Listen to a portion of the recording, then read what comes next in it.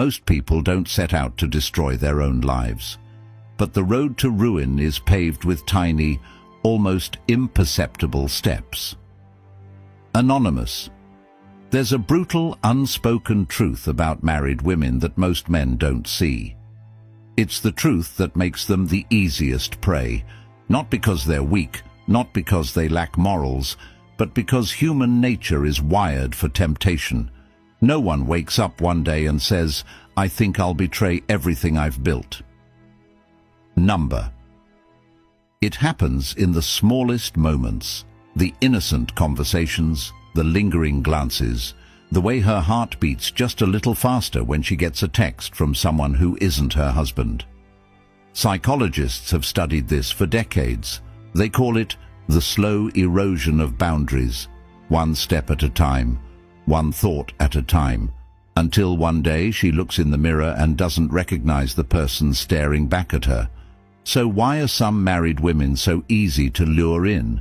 And more importantly, how do they justify it to themselves? That's exactly what we're about to expose. Let's begin. 1. The unspoken void. Why some married women seek external attention. The great marriages are partnerships. It can't be a great marriage without being a partnership. Helen Mirren. Marriage, at its best, is a bond that withstands time, trials, and temptations.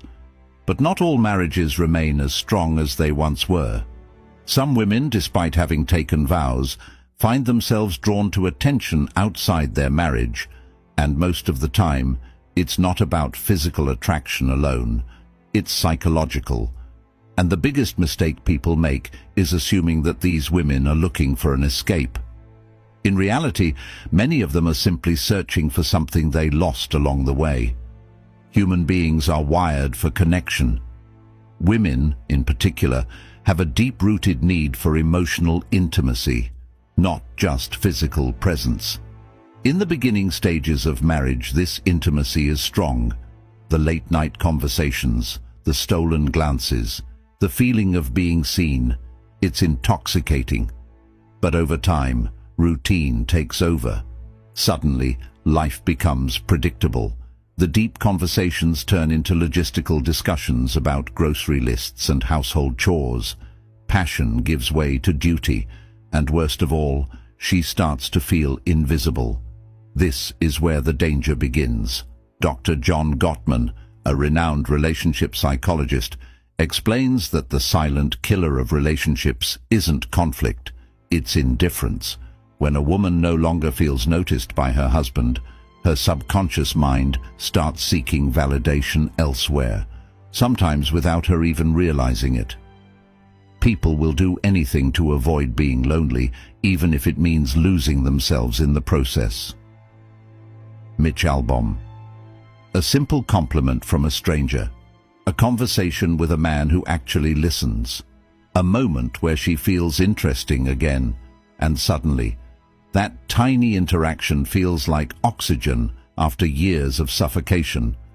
Marriage comes with responsibilities, predictability, stability. But the downside of stability is that it often kills excitement. In psychology, this is called the Coolidge effect, the idea that novelty is what triggers desire. People, both men and women, are drawn to the excitement of the unknown. And if a woman has been married for years, if every day looks the same, if every interaction feels rehearsed, then the slightest spark of something new can feel electrifying. Not because she doesn't love her husband, not because she's a bad person, but because she misses the thrill of feeling wanted. We are most alive when we are in love, but love is not just about being together, it's about being chosen, again and again. F. Scott Fitzgerald.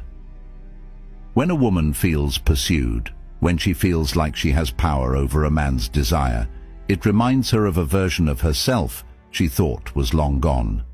The younger version, the confident version, the one who felt effortlessly attractive. And so, even if she never intends to cross any lines, she might start walking closer to them, because in those fleeting moments, she feels alive again. Another overlooked reason why some married women become susceptible to external validation is social identity loss. Many women, after marriage, start to feel like they are no longer an individual. They are someone's wife, someone's mother, someone's caretaker. Their identity shifts from who I am to who I am to others. Before marriage, she was a mystery, an individual, someone with dreams, interests, passions. After marriage, she becomes defined by her roles: wife, mom, supporter, the one who keeps things together. While these roles are beautiful, they can also become restrictive.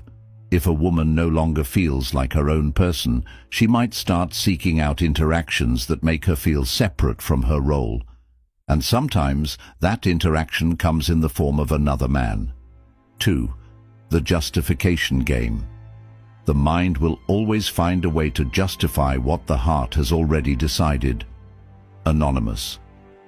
No one wakes up one day and says, "I think I'll betray my marriage today." That's not how it works. When a married woman begins engaging in emotionally or physically risky behavior, it doesn't happen all at once. It's a slow, slippery process, one that is often justified in the deepest corners of her mind long before it manifests in real life. Because the truth is, guilt is an unbearable weight. And if someone can convince themselves that what they're doing isn't really wrong, they no longer have to carry that weight. So how does this happen? How do married women rationalize crossing the line? At first, everything feels innocent. It's just a little attention. What's the harm? I'm just talking to him. There's nothing wrong with that. It's not like I'm cheating. I'm just enjoying the moment. The human brain is a master of self-deception. If something feels good but goes against one's moral values, the brain creates excuses to bridge the gap. Psychologists call this cognitive dissonance, the tension that arises when our actions contradict our beliefs. And when that tension becomes too much to bear, the mind bends reality to protect itself. The easiest person to fool is yourself. Richard Feynman. So, a woman who was once completely loyal starts playing mental games. She downplays her actions. It's just flirting. It's not like I'd actually do anything. She shifts the blame. If my husband paid more attention to me, I wouldn't need this. She compartmentalizes. This has nothing to do with my marriage. This is just something separate for me. But here's the kicker. The more she justifies, the further she'll go. For many married women, the first betrayal isn't physical. It's emotional. This is what makes it so dangerous. With physical cheating, the lines are clear. There's no gray area in kissing, sleeping with, or intimately touching another man. But an emotional affair, that's where things get blurry. Late-night texts, conversations that go deeper than they should, sharing personal struggles with another man instead of her husband. At first, she tells herself, it's just emotional. There's no harm in talking. But emotional intimacy is powerful. When a woman shares her mind, her thoughts, and her emotions with a man, she's already started detaching from her husband. Cheating isn't always a physical act. The moment you start keeping secrets from your partner, you've already crossed the line. Unknown. And this is where the real danger lies, because when emotions are deeply involved, physical boundaries start to break down. The "I deserve this" justification.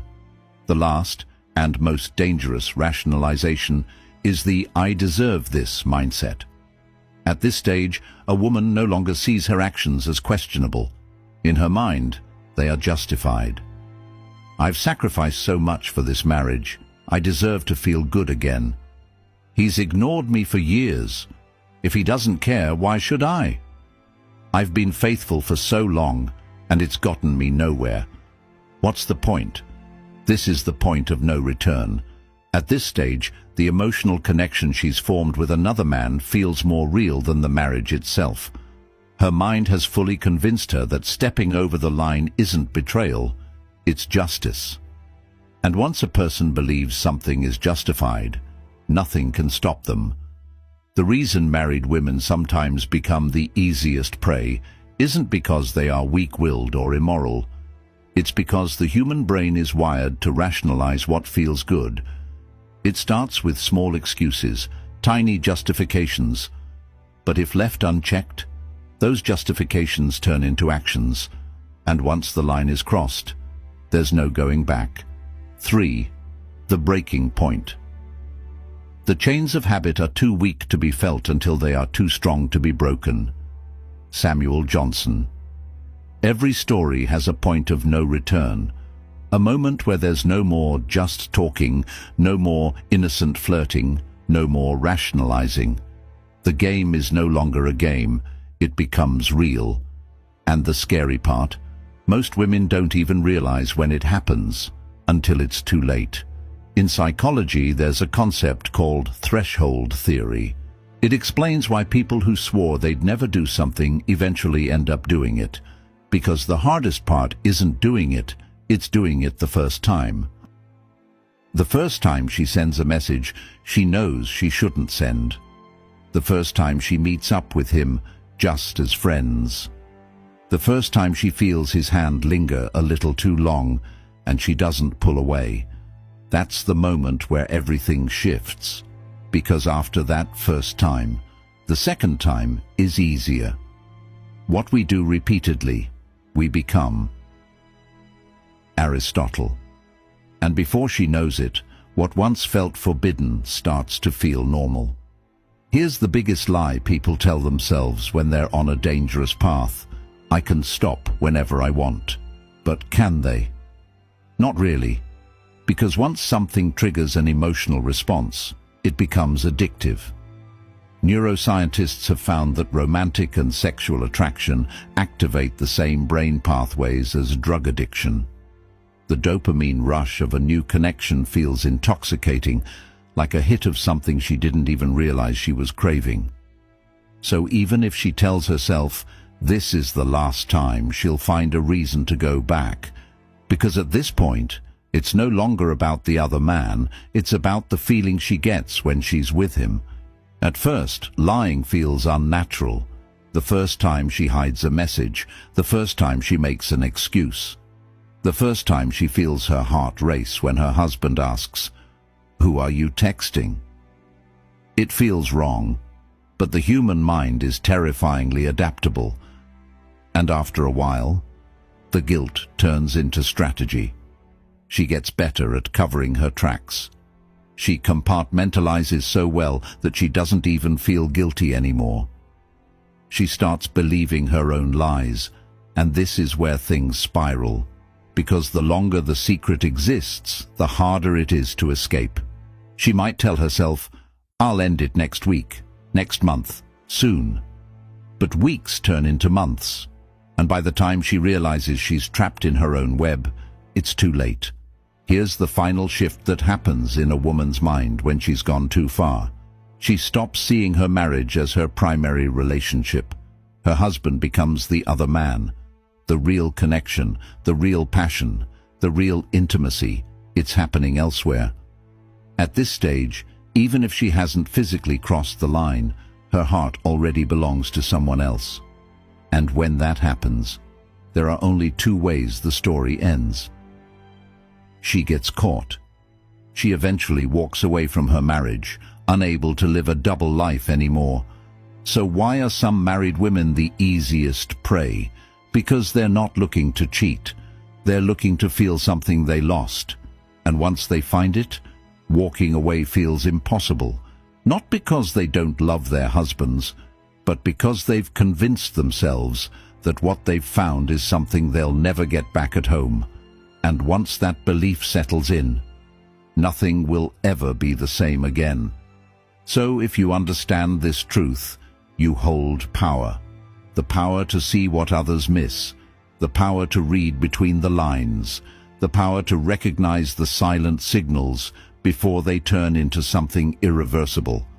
And with that knowledge, you'll never be blind to the game again.